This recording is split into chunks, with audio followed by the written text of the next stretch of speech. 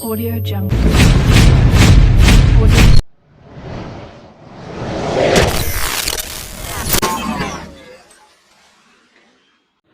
Oke, assalamualaikum warahmatullahi wabarakatuh. Saya Fatikatul Asna dari kelompok 3. Di sini saya akan membahas tentang keterampilan membuka dan menutup pelajaran. Yang pertama, keterampilan membuka pelajaran.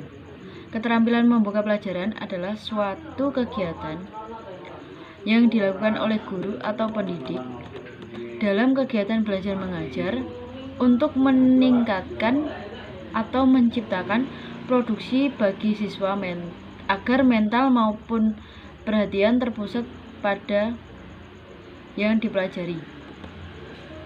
Komponen-komponen keterampilan dalam membuka pelajaran. Yang pertama, menarik perhatian siswa. Kedua, menggunakan alat bantu mengajar. Yang ketiga, variasi dari pola interaksi. Yang keempat, menimbulkan motivasi. Yang kelima, memberikan acuan. Dan yang keenam, membuat kaitan. Yang kedua yakni adalah keterampilan menutup pelajaran. Menutup pelajaran adalah kegiatan yang dilakukan oleh guru atau pendidik untuk mengakhiri pelajaran atau kegiatan belajar mengajar. Komponen-komponen keterampilan dalam menutup pelajaran dibagi menjadi dua, yakni meninjau kembali. Hal ini dilakukan dengan cara mengajak seluruh siswa untuk bersama-sama menyimpulkan materi yang telah dipelajari. Yang kedua, mengevaluasi. Hal ini dilakukan dengan cara memberikan pertanyaan untuk menguji pemahaman siswa serta mengingatkan kembali materi yang telah dipelajari. Bismillahirrahmanirrahim. Perkenalkan, nama saya Muhammad Rofiki. Dalam kesempatan kali ini saya akan menyambung materi sebelumnya. Dalam video ini ada beberapa yang berkaitan dengan yang pertama, pengembangan variasi dalam mengajar. Yang kedua ada pemberian feedback, dan yang terakhir adalah tujuan daripada feedback itu sendiri. Oke, yang pertama kita akan masuk kepada pengembangan variasi mengajar. Nah, sebagai pendidik tentunya kita menginginkan suasana kelas yang menarik dengan para siswa yang semangat dan bergairah dalam mengikuti pengajaran. Oleh karena itu, maka pendidik perlu untuk memberikan variasi-variasi dalam mengajarnya, sehingga peserta didik yang diajar tidak bosan dalam mengikuti pelajaran. Dalam hal ini berkaitan dengan 3 variasi mengajar. Yang pertama ada variasi cara mengajar, yang kedua ada variasi media pembelajaran, yang ketiga ada variasi dalam pola interaksi dan kegiatan siswa. Nah, yang pertama kita akan masuk kepada variasi dalam cara mengajar. Dan dalam hal ini guru bisa menggunakan variasi penggunaan suara, yaitu dengan cara memberikan penjelasan terhadap materi yang sedang dipelajari.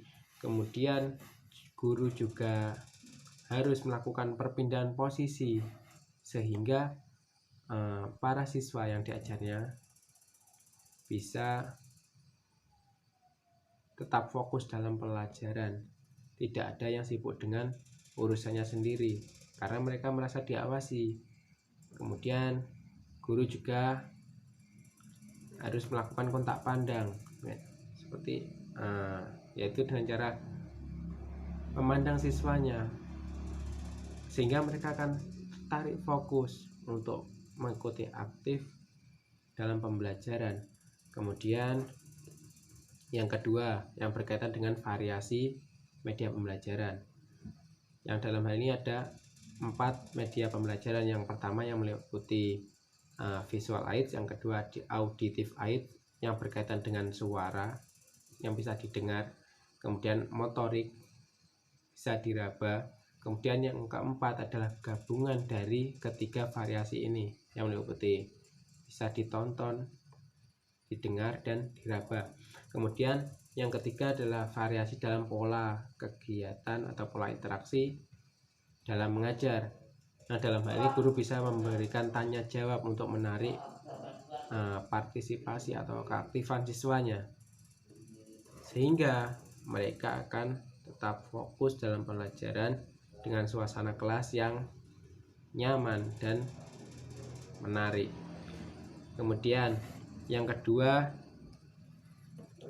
kita masuk kepada pemberian feedback. Feedback merupakan umpan balik, sebuah cara yang dilakukan pendidik untuk membantu peserta didik dan dalam memahami suatu pembelajaran.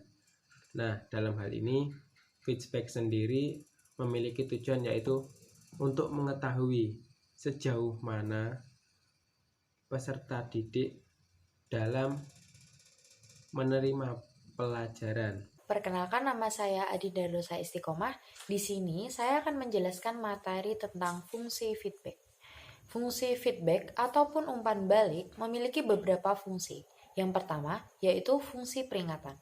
Fungsi peringatan ini dapat dijadikan peringatan bagi siswa yang mendapatkan nilai di bawah standar ataupun rata-rata. Siswa harus berhati-hati karena tujuan pembelajaran yang dicapai itu belum tercapai. Berarti siswa tersebut harus belajar lebih giat lagi. Yang kedua yaitu fungsi perbaikan strategi belajar.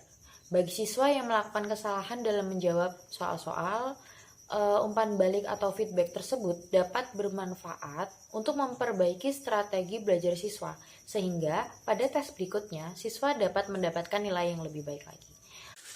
Yang selanjutnya yaitu teknik mendapatkan feedback. Teknik-teknik mendapatkan feedback ataupun umpan balik diantaranya dengan memancing apresiasi anak didik, memanfaatkan teknik alat bantu, akseptabel, dan menggunakan metode yang bervariasi. Yang pertama yaitu memancing apresiasi peserta didik. Ada beberapa cara yang dapat dilakukan. Yang pertama yaitu mengajukan beberapa pertanyaan kepada siswa pada proses pembelajaran tersebut. Yang selanjutnya yaitu mengadakan ujian singkat yang biasanya dilakukan di akhir jam pembelajaran. Yang kedua yaitu memanfaatkan teknik alat bantu yang akseptabel, yaitu ada audio verbal dan juga visualisasi verbal.